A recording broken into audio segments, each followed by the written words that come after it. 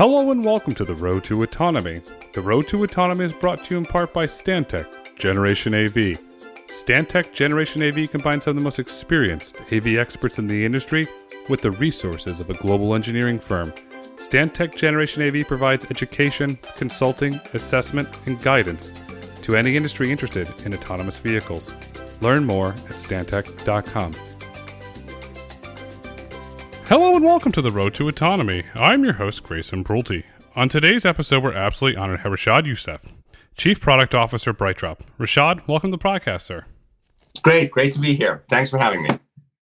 I'm very excited to have you here because BrightDrop vans are cool and BrightDrop vans are the future. You're really building something special over there. And it raises the big question, why was January 2021 the right time to launch BrightDrop? Great question. So let me just start by saying how cool they are, yes, but also how relevant it is. It's certainly been the case that we've been in this sort of future of retail world for quite some time, straddling between e-commerce and how people relate to different retail channels in general. The pandemic has certainly accelerated the adoption of sort of delivery in general, but it's become extraordinarily relevant.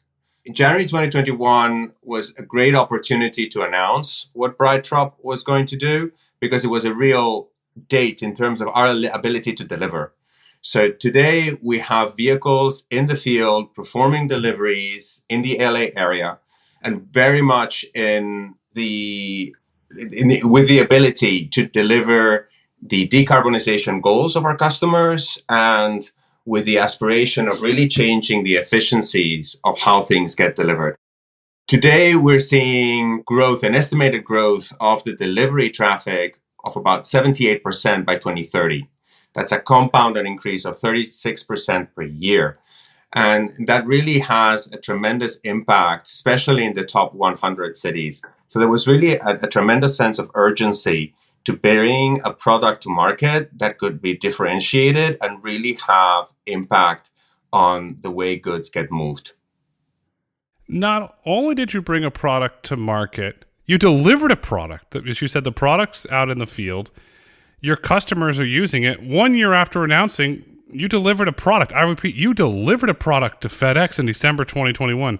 How was that possible? Was it the magic of GM? How were you able to do that? Sure. So obviously, it's no easy feat to bring a vehicle to market, and especially a vehicle of this characteristics and with the scale projections that we have. To date, we've received over 25,000 orders for the EV600, and it's a combination of extreme creativity on the part of the broader GM organization, of which we are a part of. We were spun off by General Motors in this sort of turbocharged mode of can they address a need in the market in a very timely manner and straight true to that promise. It took 14 months to put a vehicle on the road. During that time, you have to incorporate a tremendous amount of learnings from studies in the field, as well as the ability to find a vehicle platform that can accommodate those needs and truly tailor it for the use case. And I can speak more about that later, but it was really a combination of everyone coming together within the broader GM organization to figure out how can you do things differently with tremendous amount of creativity, but with the safety and the know-how and the ability to bring things to scale with the right economics that GM is used to. 25,000 orders, the Zevo 600, that's really impressive. But I want to highlight your competitive advantage that you have over every competitor. The ability to manufacture and scale vehicles. The ability to manufacture, to me, that is your competitive advantage. We saw it with the turnaround that you delivered to FedEx, and now it's been 4 months since the FedEx vans have been delivered. They're out in the wild. They're being used by FedEx. What product feedback have you received from FedEx during that 4-month period? Yeah, so a couple of clarifications before I speak to the feedback itself. It's not just getting the vehicles out of the factory. We've really learned since December what it means to have the vehicles in the field and how incredibly prepared we are to support those early deployments. So it's not just enough to have the vehicle come out of the factory. there's a tremendous amount of heavy lift involved in supporting customers, especially when they're global customers whose business depends on the wheels they're using, right? And I think that speaks volumes to the feedback that we've been receiving, not just from the drivers. Look, it's incredibly fun to drive an electric vehicle with the acceleration, with the characteristics that we've put in the field already, and enjoy a quiet ride when you're on the road 8 hours a day. People are extremely thrilled to see not just the results of the analysis that went into creating the product to begin with, the stepping height, the size of the closures, the positioning of all aspects of the HMI, of how the experience comes together. That's all been very positive.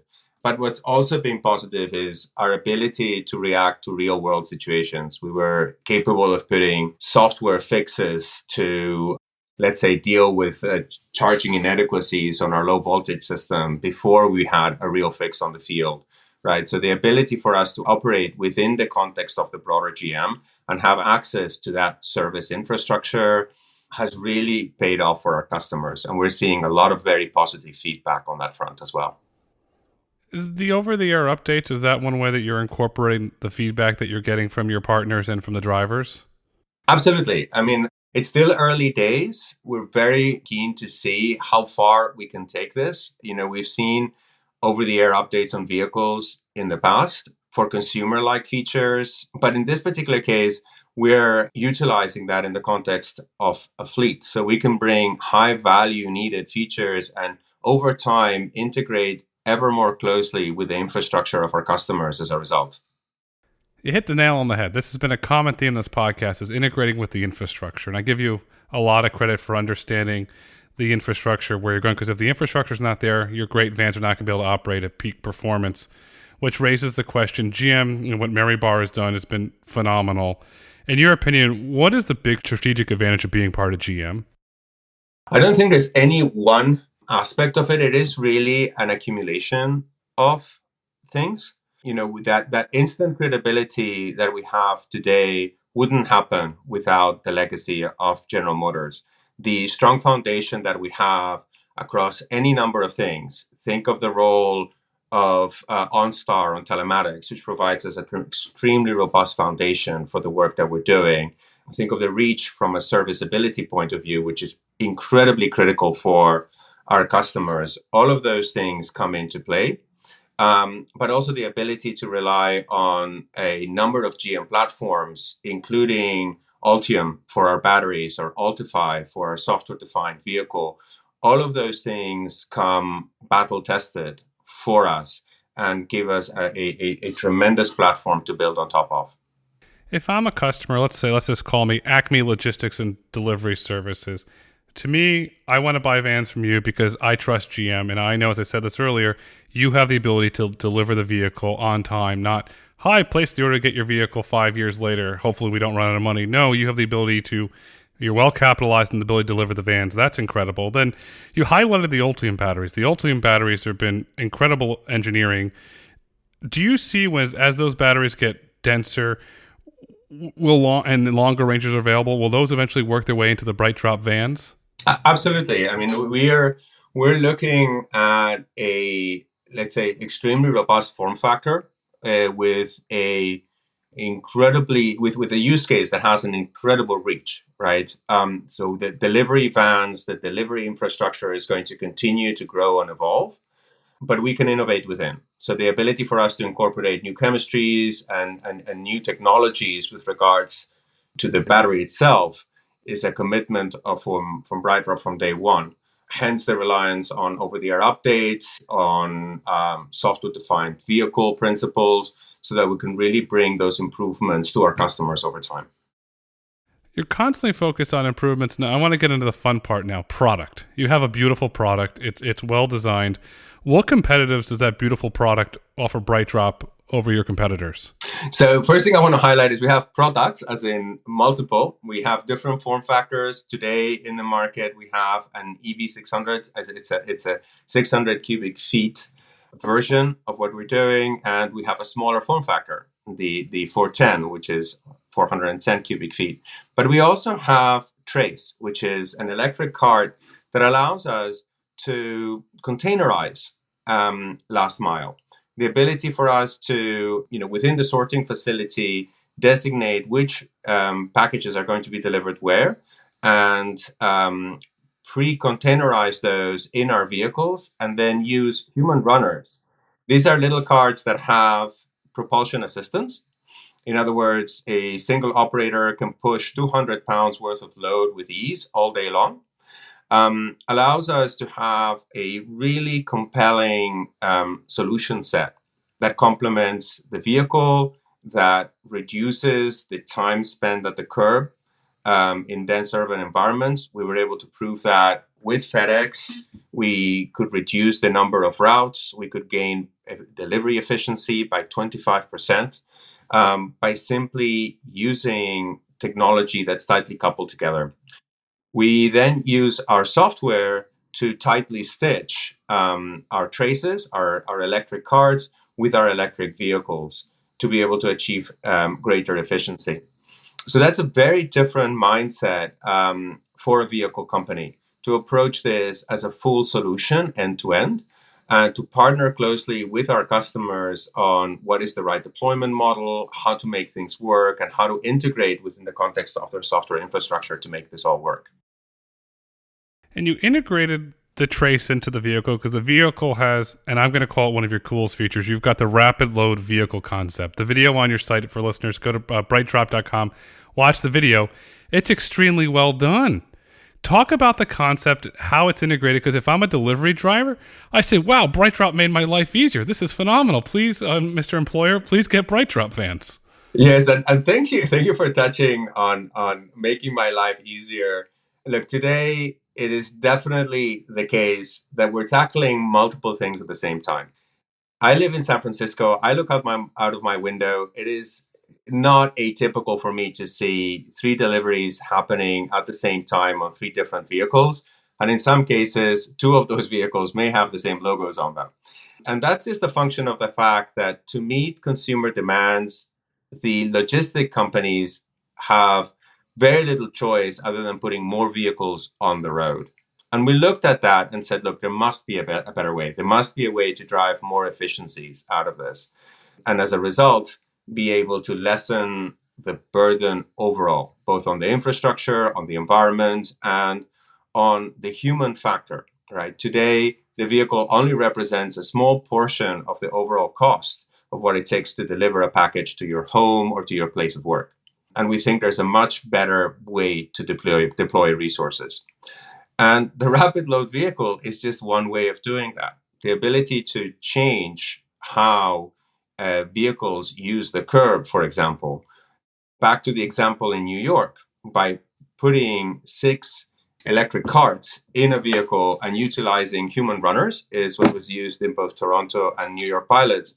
We could see that a driver could deliver a bunch of goods with very, very short period of time to the curb, and then human runners could go and take care of those last 200 meters of the job, and end up with a solution that has a better quality of service for the consumer, because you have access to almost sort of pixel perfect view of where your goods are, and eliminate the sort of dwell time at the curb that vehicles need to impose on the infrastructure today, and create a much safer environment as a result.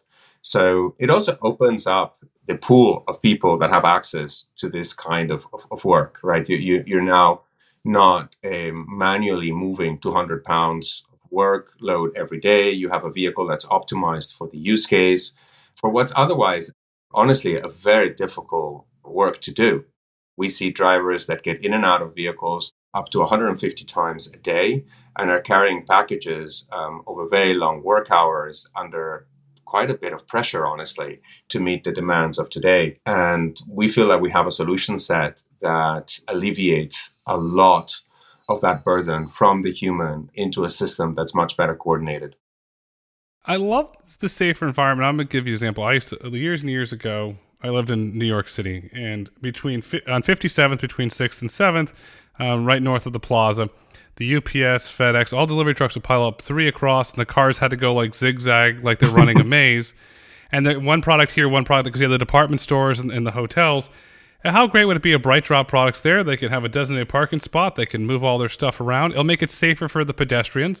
It'll make it safer for the driver. So that's going to be really interesting to see as that gets deployed in dense urban environments. So BrightDrop, you have the Zevo 600 and the Zevo 400 are your two models. The Zevo 600 has 600 cubic feet of cargo space and can travel 250 miles on a full battery charge. The Zevo 400 has 400 cubic feet of cargo space and can travel 250 miles on a single charge. Why were those metrics chosen? Great question. So there's definitely a tremendous amount of thought put into the right footprint, the cubage to load mass ratio, the ability for us to load 6 of our e-carts, and the ergonomics of both vehicles. So there's a tremendous amount of thought put into a number of trade-offs to get to that configuration. 600 is definitely the magic number for many of our suburban and urban areas. 410 is better suited for certain geographies and markets, as well as dense urban areas. And we're also keeping a close eye on license regulations regarding tonnage for EVs around the world. And that's where those numbers came from. The 250-mile range is actually extremely generous considering how these workloads are assigned. A typical route is significantly less than 250 miles. But in the early days of electrification, we very much wanted to tune into the needs of our customers and the fact that there is a window of time required for the infrastructure to catch up with their charging needs, and having, let's say, a more generous range is actually a huge enabler for adoption. So that's where that number comes from. Today, the vehicles that are out in the field actually have the ability to not charge every day. So that makes it a lot easier to incorporate them into operational fleets. It's really about ease of doing business. It's really about showing our customers that we get it and that we're with them through their deployments.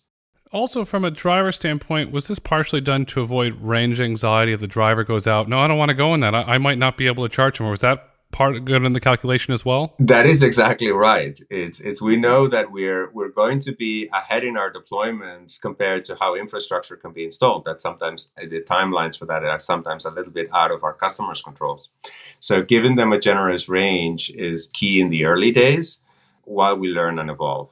So 250 miles is indeed greater than a typical route is, but something that our customers take advantage of when they in the early deployments. Another one of your customers is Walmart. Walmart's an incredibly innovative company. They're all in on the future of mobility. They're doing really great things. They've ordered the Zevo 600 and the Zevo 400. Why did Walmart make the strategic decision to order both of your models and not to say, okay, Rachid, we're going to go all in on the 600?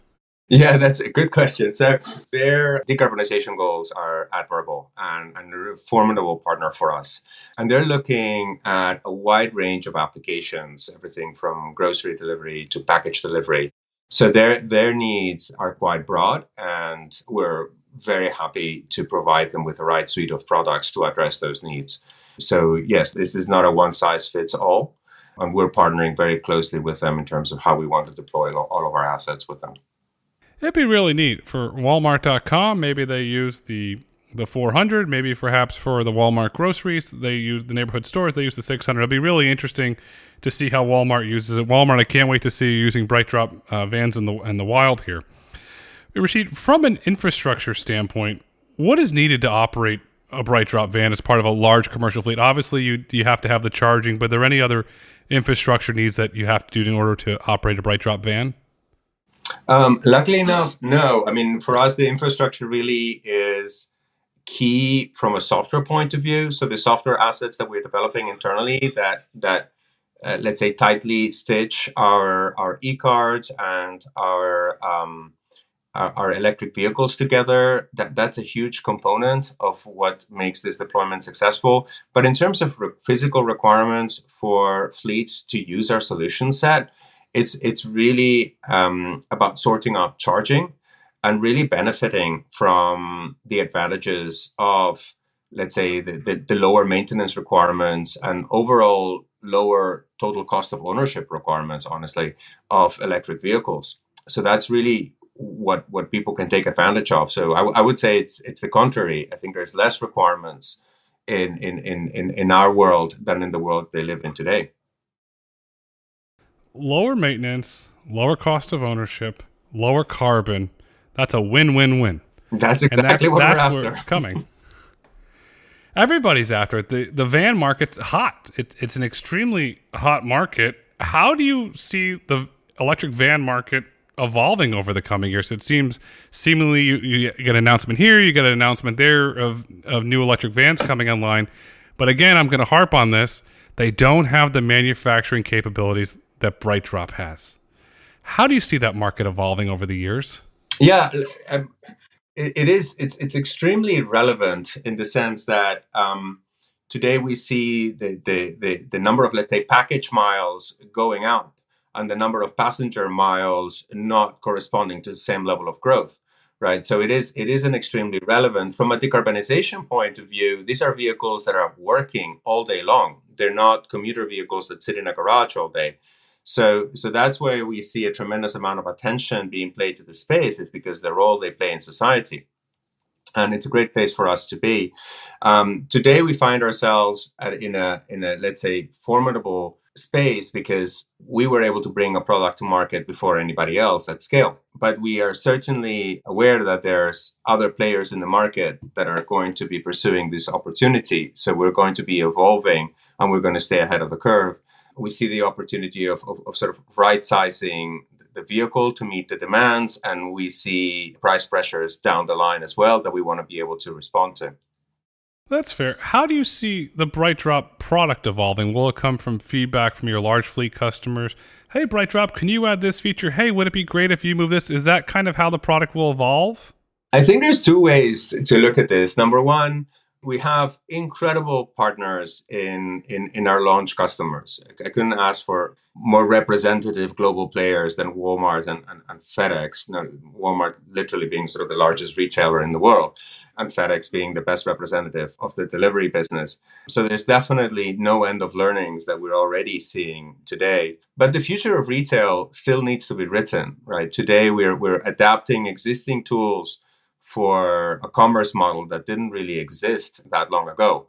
So we still need to do a tremendous amount of forward-looking thinking and in many cases sort of go back to that white sheet of paper and say, look, how would you containerize goods to be delivered to the home? How do you get to great levels of efficiency so you don't have to put more and more vehicles on the road, the more packages you have to move? That sort of thing. So I think it's both a tremendous amount of innovation from coming from in-house and really observing where the trends are going in the future and then learning with the journey with our customers. I want to highlight something that you said because you're spot on. The future of retail has to be written. You're right. We do not know the future of retail. Some of the larger brands still, you cannot buy all their products online. And what I think we're going to start seeing in the future is pressure on the supply chains, where if you have brand A and they're saying, okay, well, you deliver this using an internal combustion engine. Oh, wait a second. Why can't you use that delivering an electric van? And you might even see ESG scores assigned to the decarbonization as you move through the entire supply chain, which is going to benefit yourself, BrightDrop, and it will also benefit the other van companies and it's benefit society as a whole. So that's going to be really interesting. And then you got the product, which we talked about earlier, the BrightDrop Trace. Well, how will that evolve? Will that eventually become autonomous, or how do you see that product evolving? Great question. I would say autonomy is going to play a role at the right point in time for both delivery of goods in public roadways as well as how you solve those last 200 yards. But what we're really after here is creating the right economic model for our customers and enabling them to create the right experience for consumers. So that's really just sort of an overall tool. The ability for all of us to work in this sort of omni-channel world that we're in today, where goods are moving in both directions, and the ability to decarbonize and create a safer environment for those goods to move, that's what we're acting on today. That's what we see as the real opportunity. So we're putting a lot of emphasis on not just the electric vehicle and the features that go within, but also what is the e-cart of the future and what are let's say, the different form factors that are required, whether we need to enable one human to be able to move multiple of them, or what is the right level of technology to incorporate in that form factor. Will the BrightDrop software platform, will that be the glue that holds all these visions together? Exactly. That is very core to our thinking from day one, is that sort of tightly stitching our infrastructure with our customers' infrastructure and making sure that everything works in concert. We talked a lot about decarb, but now I want to dive right into it, because the final mile delivery of goods by vehicles contributes 15% of CO2 emissions. Has BrightDrop made any estimates with regards to the amount of carbon that can be reduced by using electric vans as compared to traditional vans? Absolutely. There's a lot of models that we lean on, but really the key to unlocking the benefits here is to create the right assets for our customers to connect with the infrastructure so that they are in the best position to take advantage of the economics of electrification and the environment impact. In other words, how do they have access to green energy as opposed to brown energy? What is the right charging model that we can apply to our fleets? And also paying very close attention to the overall life cycle of how these products are created and what their second life is. So that is another area where being part of the broader GM really helps us, because we can really look at not just what is decarbonization from a moving one energy source to another, but really looking at the overall impact of the product. Nail on the head. How cool would it be, let's say you Acme Fleet Logistics customer, they put in microgrids and they start charging their vans overnight on renewable energy. That'll have a major positive impact. The vans go out into the wild, they do their deliveries, they come home at night and they charge on renewable energy. Now we're really starting to get towards decarbonization. I love it. And it is that opportunity that we have today. And that's why the deployments today make sense. These vehicles are by and large operating during business hours, because that's when people expected deliveries. There is a generous window for them to charge, which gives us optimization opportunities. And we're looking at sort of the evolution of that, partnering with charging infrastructure firms, again, in the context of the broader GM, which gives us a much larger footprint, and partnering with our customers to make sure that what we're doing is harmonized with their decarbonization goals. If you look at harmonization, the van is extremely well designed. What advantages do you have designing an all-electric van as compared to a traditional gas van? The most immediate one is when you drive it. It just feels amazing. But in our models, we do think it is a much safer vehicle because of the way we've contented it. We have tremendously generous ADAS capabilities. Our driving assistance systems are definitely sort of way ahead of what the current fleets have today. Think of forward collision warnings, think of sort of the applicability of cameras, and the overall sort of ergonomic considerations placed in the vehicle. The other advantages that we see from the ground up is sort of the built-in telemetry and the compute capabilities of the vehicle that tie intimately with the infrastructure of our customers, and the overall electrification savings that I mentioned earlier. In our models, we modeled 7,500 savings per year compared to an ICE equivalent.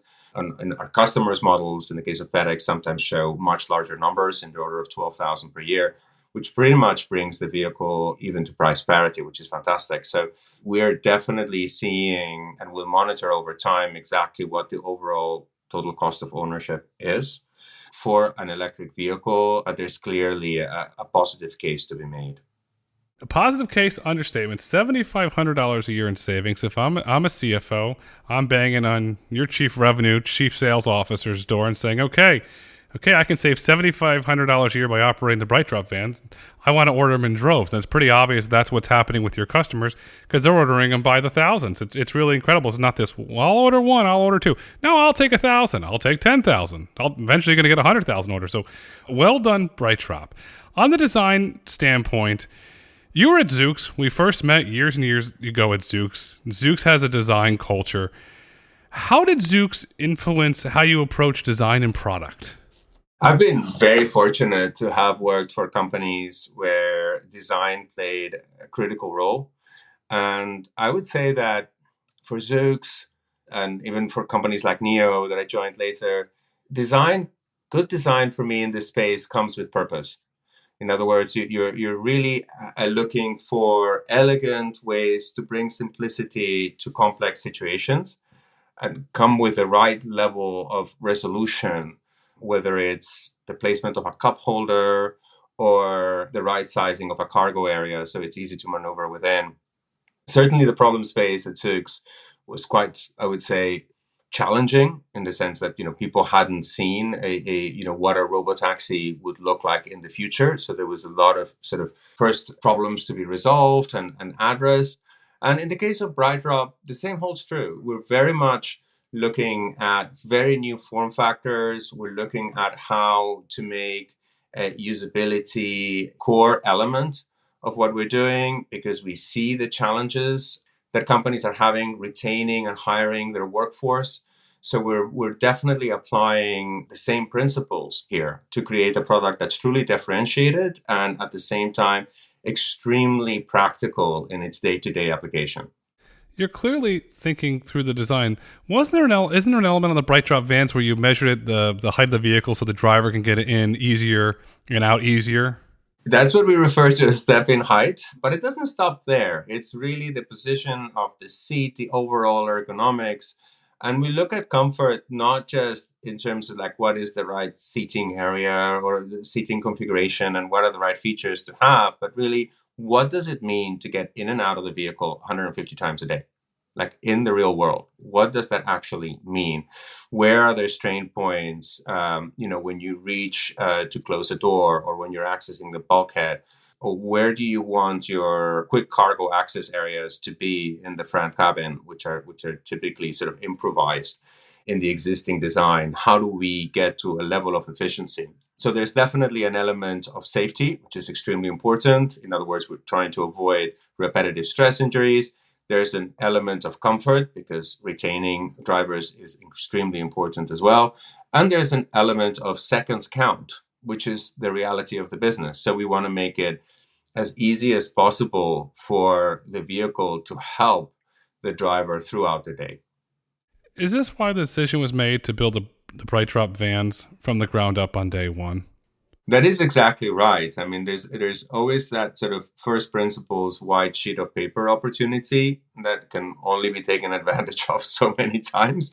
And this was definitely the right time to jump on it. The team definitely put a lot of emphasis in understanding the context in which the work is being performed, in understanding our user, in this case, the operator and driver, in understanding all of the, let's say, details around the vehicle, right? The telemetry, the interfaces that go into managing a fleet, the different personas involved in maintaining these vehicles, to really look at the holistic solution.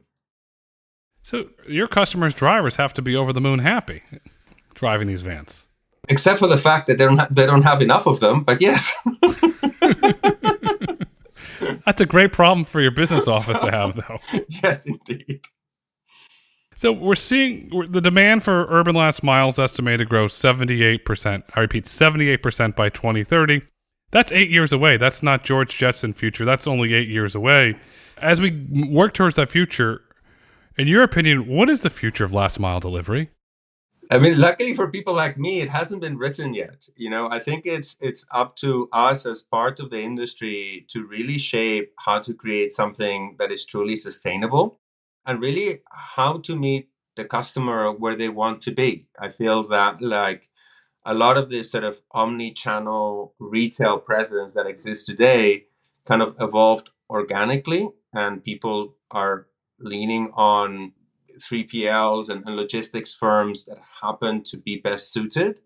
But in the context of electrification, there's an opportunity for us to revisit the tool set and really create an environment that allows for delivery of goods, delivery of perishables, that accommodates the ability for people to return goods with ease and do that at scale without it being sort of a linear impact on the environment and on the road infrastructure and on the congestion in our cities. And that's really what we're after. There's a massive opportunity to rethink delivery. You also brought the very valid point of returns. That's an issue that still has to be tackled in dense urban environments, do you have a drop-off? And then what happens when you go into suburban? But if they use a BrightDrop electric fan, it can use less carbon emissions. So go BrightDrop, go electric fans. And Rachad, as we look to wrap up this insightful conversation, what would you like our listeners to take away with them today? Oh, thank you. Thank you for the opportunity. I really, the number one thing for me is the impact of what we're doing. The fact that we are decarbonizing vehicles that are in use every day. And, that the work that these vehicles are performing is ever more important and relevant in our lives. I'll sum it up this way. BrightDrop is having a positive impact on society because the future is bright, the future is autonomous, and the future is BrightDrop. Rachad, thank you so much for coming on the Road to Autonomy today. Thank you. Thanks for having me. Real pleasure. You're welcome. Thank you for listening to the Road to Autonomy podcast. If you've enjoyed listening, please rate, review, and subscribe on your favorite podcast platform. Want to get in touch? Follow us on Twitter at Road to Autonomy or email podcast@brulteco.com. The Road to Autonomy is produced by Brulte & Company.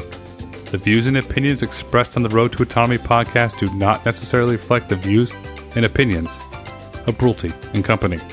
The content discussed on this podcast is for informational purposes only and should not be taken as legal, tax, investment, or business advice.